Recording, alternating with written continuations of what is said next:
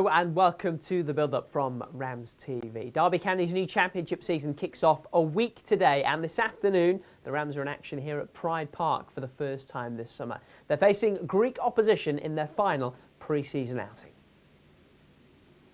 Atromitos are based in the suburbs of Athens. They finished 7th in the 14-team Greek Super League last season and have spent the past 16 years in the top flight. They count the former Fulham, Sunderland and Wales boss Chris Coleman among their former managers. And there is a Derby connection too. The only Greek player to ever play for the Rams, Vaspar Bokis, had a spell as an assistant boss there.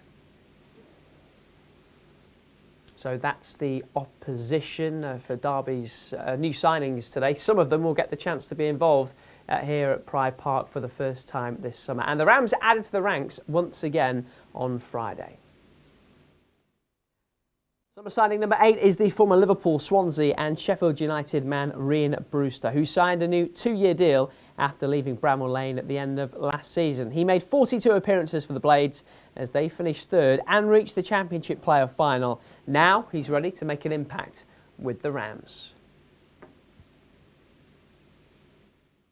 I'm very happy, very delighted to join this great club. It's been busy, like you said, but you know, speaking to all the boys and the manager and stuff like that, for me it was a no-brainer. What's the manager, John Eustace, said to you? He said quite a few things, you know, that obviously I won't be saying out loud, but you know, for me, I feel like this is a big opportunity for me, and one I had to grab with 2 hands, and hopefully I can show that this year. And you've met the boys as well, by the sounds of it. Any familiar faces in there? Yeah, of course, you know, Ozzy from being at the Blades, but Kane Wilson, you know, playing with England, and you know, just quite a few boys playing against them a few times over the years. What was it that convinced you that Derby was the right place for you now? For me, the project that, you know, the manager has said to me, you know, it was like I said, a no-brainer. The project sounded really, really good, and it was something that, you know, I want to be a part of, and hopefully to bigger and better things this year than, you know, to last year here. You had 5 years at Sheffield United, won a promotion to the Premier League in that time, came close to another as well, of course. How do you look back on your time there? Yeah, you know, it was a bit of a roller coaster, you know, with you know, injuries and relegations, but also positives as well, you know, with the promotions and, you know, scoring a couple goals there. Obviously not as much as I would have liked, but you know, my time there, you know, I couldn't have thanked the fans and the whole place as much as I would have liked, you know, but the fans for me were really nice, and I enjoyed my time there. It sort of feels like you've been around for years, going all the way back to winning the World Cup with England under 17s. Mm-hmm. How much have you changed in that time? Yeah, I've grown up a lot, not looking, but as a person, you know, obviously, you know, coming through what I've come through with injuries and stuff like that, I feel like I've grown up quite a bit, you know, from maybe back then being a little boy to now becoming a man. And I guess despite the fact, you know, it feels like you've been around for a long time, you're still only just coming into your prime, I guess. Do you feel that there is a lot you can still improve on as a player? There's a lot more still to come from you? Yeah, there's so much more, you know. For me, I've got a point to prove, I feel like, for myself. And I feel like I can always get better. No matter how old you are, there's always stuff to learn. And I feel like that will happen here. And also with the manager alongside, helped me along the way, and the staff and players here as well. You played at Pride Park a couple of times with Sheffield United. What have been your impressions of the place as a visitor? Very hostile. Got booed quite a bit in both the games that I've played here. Hopefully they're not booing me now. But yeah, it's very hostile, and you know, coming here as an away player was very tough. I think we lost here the first year, and obviously we won the last year. But like I said, it was very hostile and hard to play. So hopefully we can continue that for teams that are coming here, and you know, instead of booing, hopefully cheering. New season's only just over a week away. How excited are you to get started? Yeah, no, I'm very, very excited. You know, just want to train with the boys and you know, just head straight in and, waiting for the season to start and, hopefully get some games and play well. Exciting times for sure. Welcome to Derby. Thank you. There he is, new boy Rhian Brewster. This week's other new signing, David Ozo, was among those in action for the Rams last night as Derby took on Forest Green Rovers in a friendly. Andy Vyman, Ben Osborne, Josh Vickers, Joe Ward and Charles Abaudakizu among those who started for the Rams in a 1-0 defeat, getting some valuable minutes in the legs ahead of the new campaign. Now, this pre-season, we've been taking the opportunity to get to know the members of John Eustace's coaching staff a little better. Last, but by no means least, it's head of goalkeeping Paul Clements, who started by summing up pre-season so far for us.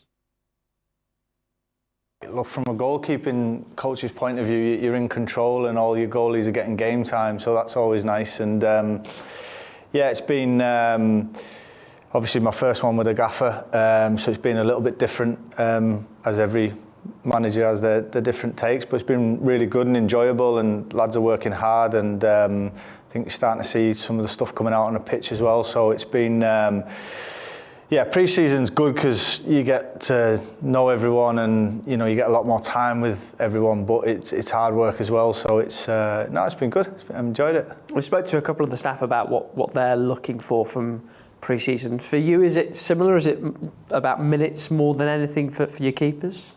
I think it's, so I have themes. I work through different themes of what will happen in the game, and it's making sure they're ready. First and foremost, the first couple of days I get them ready to train, because obviously they haven't caught a ball for a few weeks, and get their eye back in and get used to getting into like shapes that they haven't been in for a while, getting used to getting back off the floor.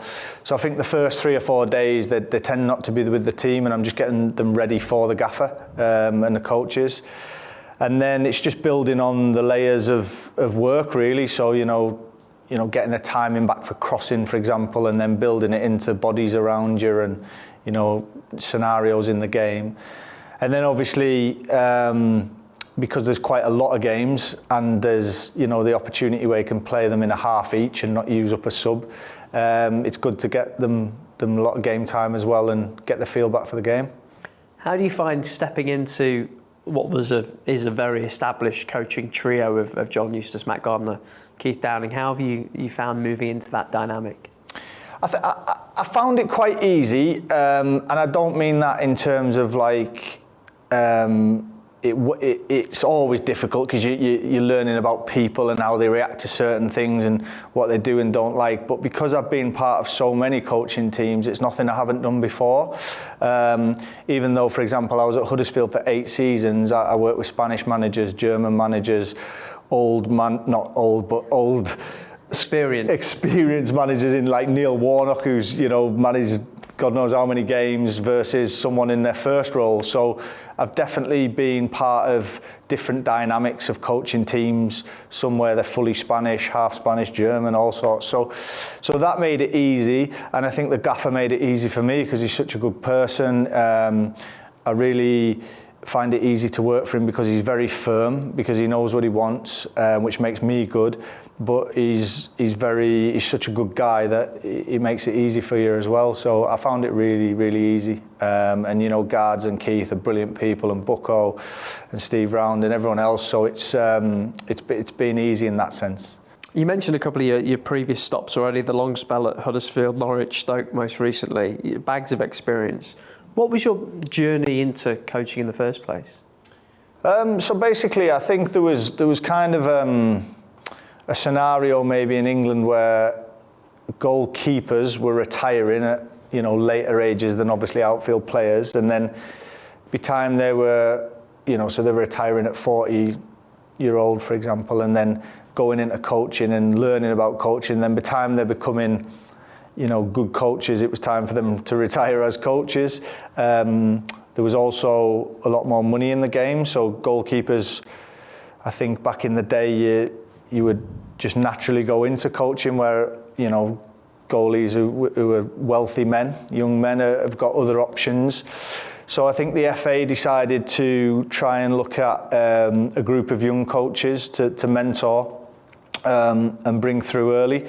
And I was so lucky. I had Eric Steele, for example, who I know worked here, and Martin Thomas and Tony Parks and Simon Smith. And I've been so lucky to have so many years with them as my mentor that, I sit here now at 40 and I'm quite an experienced goalkeeping coach, but I still feel young. So I think I've got a lot more to give. So that was my journey, really. I was obviously, doing the scholarship and things like that. I wasn't going to quite make it, and I went and did my badges early.